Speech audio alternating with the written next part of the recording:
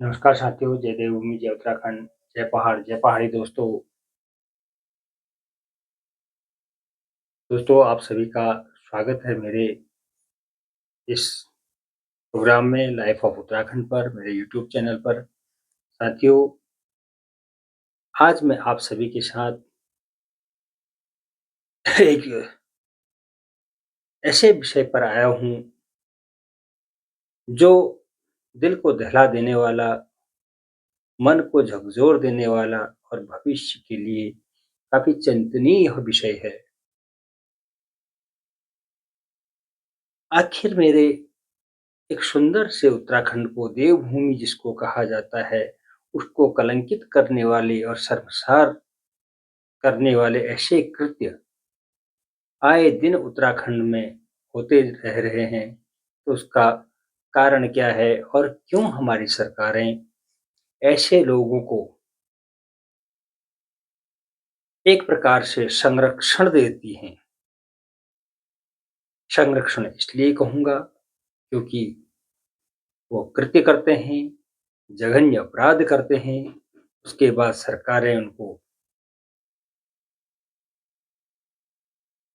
Remand पर लेती हैं, उसके बाद उनका ट्रायल होता है, तो उसमें कहीं न कहीं जो एक लंबा समय व्यतीत होता है, तो उससे इस प्रकार से इस समाज में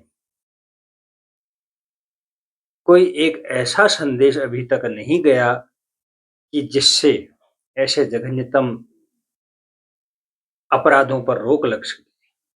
साथियों, मैं बात कर रहा हूँ अभी 2 दिन पूर्व नैनीताल से जो खबर आई, हमारी एक मासूम सी बालिका जिसकी उम्र मात्र 12 वर्ष बताई जा रही है, उसके साथ वर्ग विशेष समुदाय के व्यक्ति द्वारा जो कि स्वयं 73 साल के करीब बताया जा रहा है, जो कब्र में पाँव लटकाए हुए है,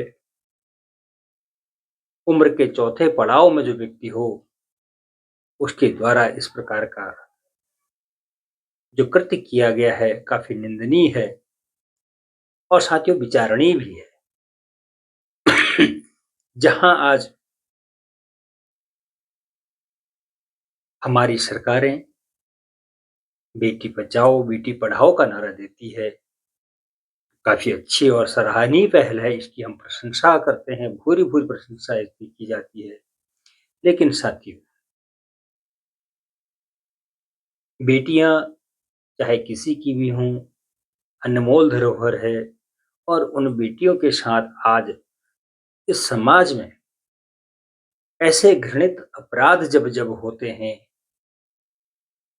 तो हर किसी का दिल, हर किसी का कलेजा मुँह को आता है। वह माँ-बाप हज़ार बार सोचते हैं कि किस प्रकार का भविष्य हमारे बच्चों का होगा, हमारी बालिकाओं का भविष्य किस प्रकार का होगा। आखिर इसमें दोष किसका? क्योंकि ऐसी ऐसी अति संवेदनशील घटनाएँ उत्तराखंड के अंदर जिसको देवभूमि कहा जाता है, उसको कलंकित करने का काम बार-बार किया जा रहा है। चाहे वो हो बहुचर्चित अंकिता भंडारी, जो बहन थी हमारी, उसका मामला हो, अभी कुछ समय पूर्व में देहरादून की घटना का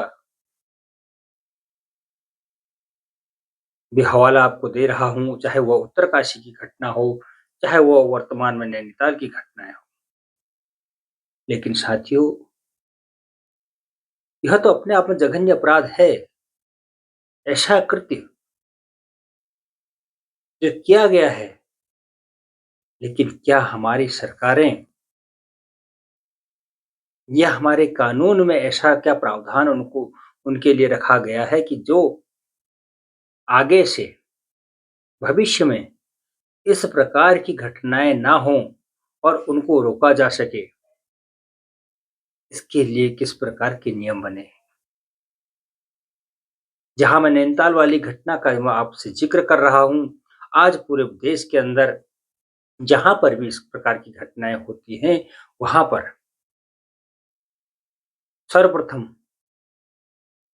ऐसे अमानवीय कृत्य करने वाले लोगों के घरों पर बुलडोज़र चलाया जाता है।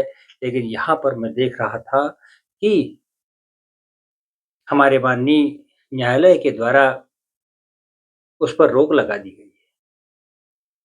आखिर क्यों? इस प्रकार का ऐसा व्यवहार क्यों? जबकि हमारे उत्तराखंड की पुलिस के द्वारा भी ऐसे इंतज़ाम उस व्यक्ति के लिए किए गए थे कि वहाँ पर एक परिंदा भी पर न मार सके।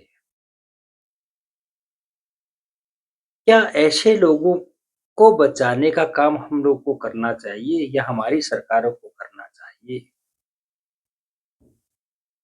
जहाँ एक ओर हमारी सरकारें बेटियाँ बचाने, बेटियाँ पढ़ाने का नारा देती हैं और उनको संरक्षित करने का भी कार्य करती है। मैं ये कहूँगा, ज़रूर कहूँगा कि संरक्षित भी इस प्रकार से करने का कार्य हमारी सरकारों ने किया है। लेकिन क्या इसी प्रकार से हमारी बेटियाँ बच पाएँगी? क्या इसी प्रकार से हमारी बालिकाएँ आगे बढ़ पाएँगी? ऐसे जघन्यतम अपराध करने वाले अपराधियों को तुरंत सज़ा का प्रावधान क्यों नहीं रखा गया है? ताकि आने वाले भविष्य में भी एक मिसाल ऐसी बन सके कि जो किसी भी महिला या बालिकाओं के साथ इस प्रकार के कृत्य करते हैं, तो उनको तुरंत सज़ा का प्रावधान हो, ताकि आने वाले भविष्य में अन्य लोग उससे सबक ले सकें। फांसी की सज़ा उनको तुरंत क्यों नहीं दी जाती है? देश में कई ऐसे मामले रहे हैं, जिनमें वर्षों-वर्षों तक उनको सरकार के या कहें कि हमारे जो टैक्स का जो पैसा जाता है, उसके दम पर उनको जेलों के अंदर पाला-पोसा जाता है। पहले उनको रिमांड पर लेना, उसके बाद उनका ट्रायल होना, उसके बाद अन्य प्रावधान बाद में पता लगे कि कहीं सबूतों के साथ छेड़छाड़ की गई या सबूतों का अभाव। लेकिन साथियों, मैं एक चीज़ ज़रूर कहना चाहूँगा, हमारी सरकारों को इस ओर ज़रूर ध्यान देना होगा कि अगर समाज में इस प्रकार की अगर घटनाएँ अगर आए दिन होती रह रही है, तो उसके लिए भी तुरंत त्वरित सज़ा का प्रावधान होना चाहिए। क्योंकि ऐसी घटनाएँ अगर नहीं रुकेंगी, तो आने वाले भविष्य में हमारी बहू-बेटियाँ, हमारी माताएँ सुरक्षित नहीं रह पाएँगी इस समाज में। तो मैं आप सभी से भी निवेदन करना चाहूँगा कि अपने आस-पड़ोस चौकन्ना होकर ऐसे लोगों से सतर्क रहें और मैं हाथ जोड़कर अपनी सरकारों से भी विनती करना चाहूँगा कि ऐसा प्रावधान ज़रूर किया जाना चाहिए कि जिससे इस प्रकार की जघन्यतम अपराध करने वालों को त्वरित फांसी की सज़ा हो और उनके घरों पर मैं उसका समर्थन करता हूँ कि उनके घरों पर तुरंत जो है बुलडोज़र चलना चाहिए। क्योंकि ऐसे लोग समाज में रहने के लायक नहीं, समाज में रहने के हकदार नहीं हैं, जो इस प्रकार के जघन्यतम अपराध को करते हैं, उनको इस समाज में जीने का अधिकार नहीं होना चाहिए।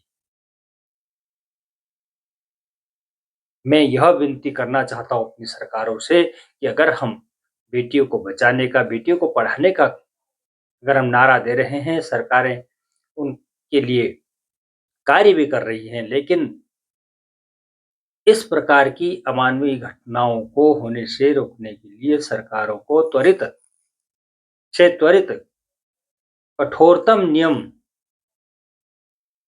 लागू करने होंगे, जिससे निकट भविष्य में इस प्रकार की और घटनाएँ ना हों। क्योंकि अगर आज देखा जाता है कि यह घटनाएँ लगातार होते रह रही हैं,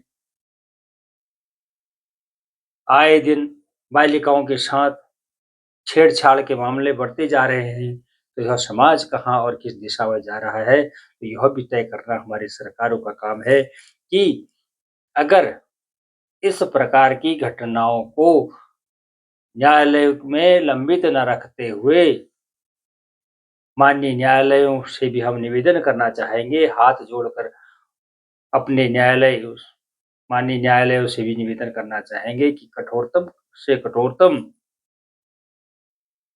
फांसी का प्रावधान इसमें होना चाहिए, ताकि आगे से इन प्रकार की घटनाएँ ना हों। इसी के साथ मैं आप सभी का हार्दिक स्वागत करता हूँ और आभार व्यक्त करता हूँ और निवेदन करना चाहूँगा कि इस वीडियो को आगे शेयर कर ज़रूर कीजिएगा, ताकि समाज में एक जागरूकता का कार्य होना चाहिए और सभी से निवेदन करना चाहूँगा कि जागरूक नागरिक बनिए, अपने आस-पड़ोस चौकन्ना रहिए, अपने इर्द-गिर्द हमारे किस प्रकार के लोग आ रहे हैं, उन लोगों पर भी पैनी नज़र हमारी होनी चाहिए। इसी के साथ जय देवभूमि, जय उत्तराखंड, जय पहाड़, जय पहाड़ी दोस्तों। नमस्कार, धन्यवाद।